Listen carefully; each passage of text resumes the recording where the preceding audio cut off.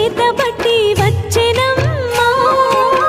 గోవిందుడే కోక చుట్టి గోపెమ్మ వేషం కట్టి ముంగోల చేతబట్టి వచ్చెనమ్మా. నవమోహన జీవన వరమిచ్చెనమ్మా. ఇకపై ఇంకెప్పుడు నీ చేయి విడిచి వెళ్ళనని చేతిలోన చేయేసి ఒట్టేసెనమ్మా.